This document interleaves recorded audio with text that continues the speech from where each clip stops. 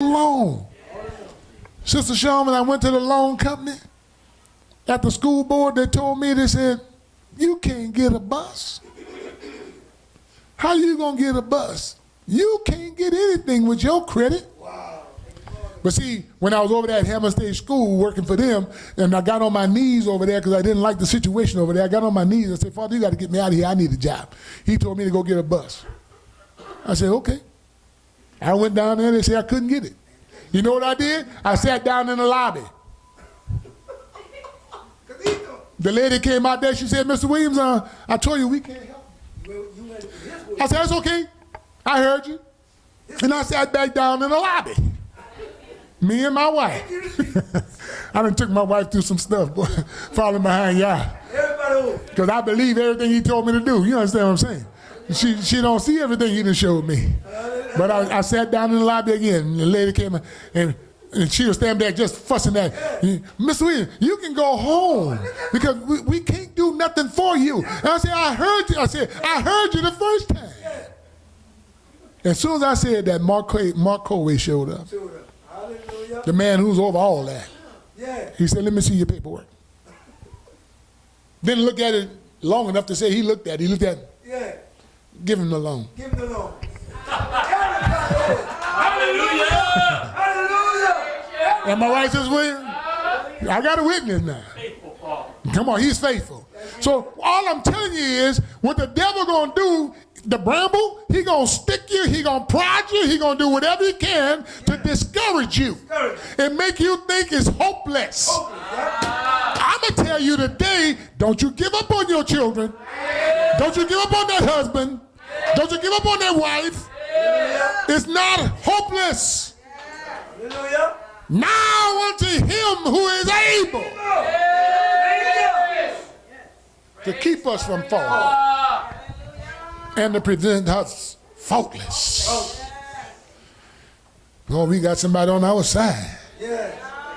He told us that he's our very present help in our time of trouble. That's because, see, we under the shadow of his wing. We are not under the shadow of death anymore. I hope I'm talking to everybody. We are not under the shadow of death anymore. We are under the shadows of his wing. But let me tell you something now. His wing don't cover everything man is doing. See, if we're under the shadow of his wings, then we are under Torah. That's right. Yes. I knew I wasn't going to get too many shouts off of that, but I got to tell you the truth. You understand? Everybody who claimed to be with him is not with him. Come on, brother. I don't care how good a church you have. That's right. We can have good church in here, and the whole bunch of us still going to bust hell wide open. If you don't get your heart right. Your mind got to be in this. Hallelujah. He don't want you like the people who sit before him like his people. He wants you to sit before him because you are his people. Hallelujah. Praise his name, somebody. Hallelujah.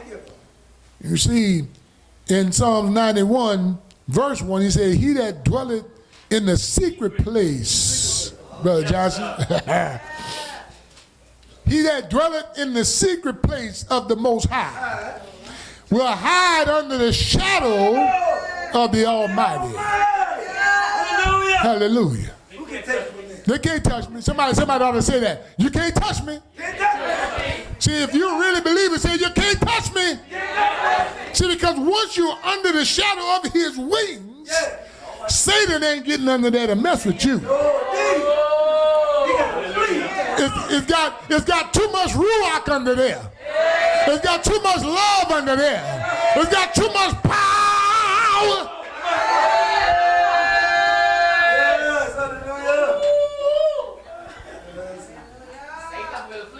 He will flee. But I want you to notice a word in the scripture that we just read. It didn't say that he that dwelt. He said he that dwelleth. Stay there. You can't get under there and stay with him and feeling good, and after a while you get from under there and you drop it like it's hot. It is hot in hell, isn't it? Yeah, twerking and jerking. We don't do that in here. Hallelujah. No, this is a Kodesh place in here. We don't need all of that jumping around and clapping your hand and spit, kicking and bucking and all of that kind of stuff going on, and you ain't got nothing in your heart that looks like him. We done played those games for too long. It's time to understand that the Father said, I'm calling for a people that I call out of darkness and into my marvelous light, where there is no darkness at all. So if you find sin creeping in, you need to close your door. I told you I could preach that message about closing those doors.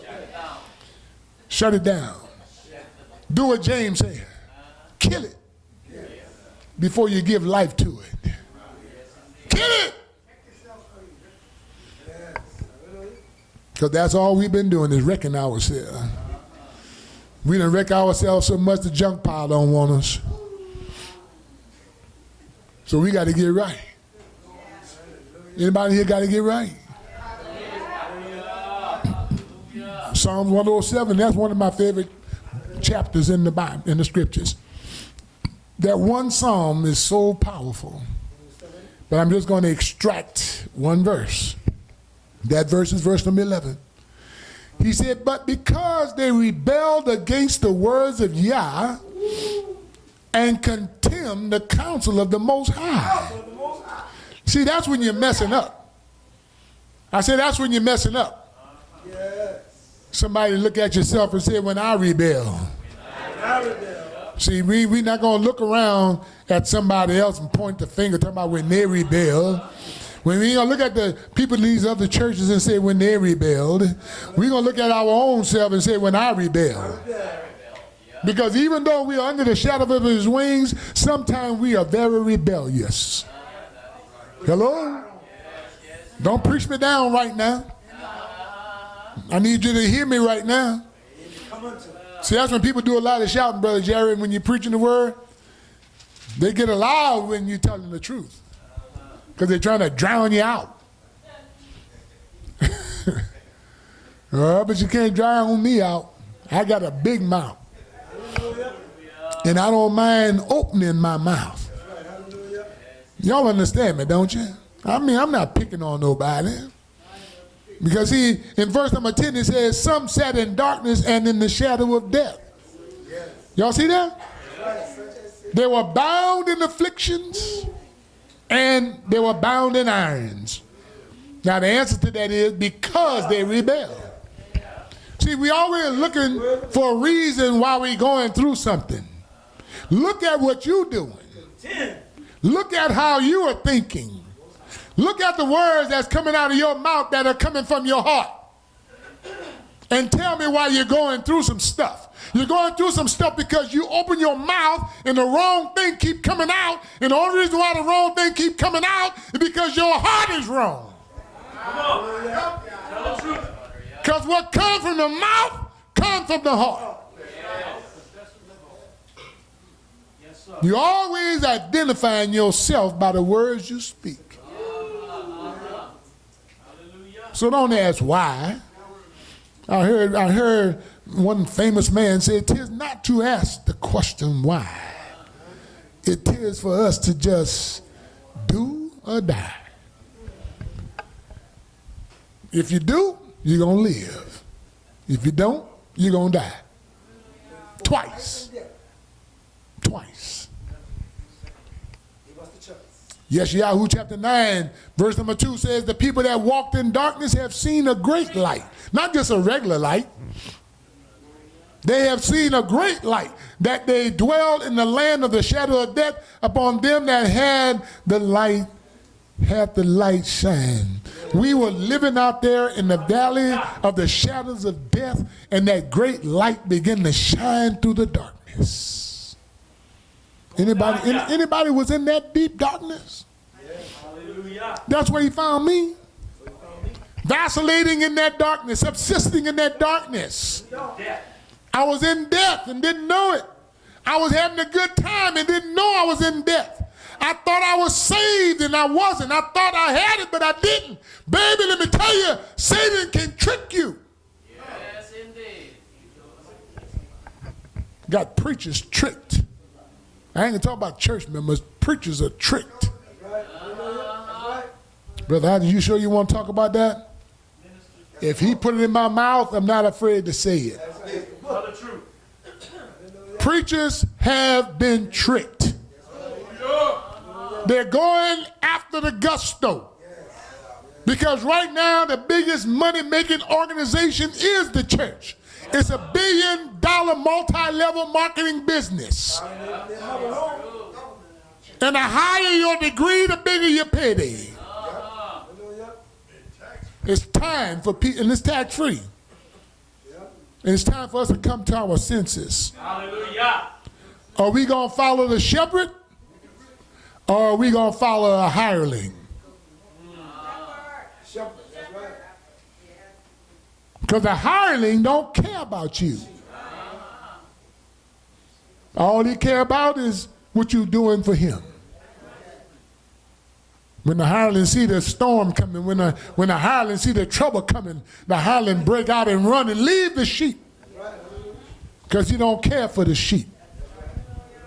We need to find out who we are following. Yes, sir. I know there's going to be some people upset with me, but I don't care. There's got a lot of people I love that are following the wrong one. Yes, sir. My Messiah told each one of his disciples to follow him. Hallelujah. Don't follow Paul, don't follow Apollos, don't follow John, don't follow Mark, Matthew, or Luke. Don't follow none of them. Follow me. Because he told them to follow him. So if they're following him, follow them as they're following him. That's right. Hallelujah. But if you get out of line from following him, I'm not following you. That's right. You keep following him. My Messiah kept the feast days. He kept the Sabbath days. He was one that was a praying person. He loved everybody. He healed the sick, raised the dead, cast out demons, and all this kind of stuff. All that was lame yep. What he came here to do was die for me. That's right. Yes. And then put his life in me.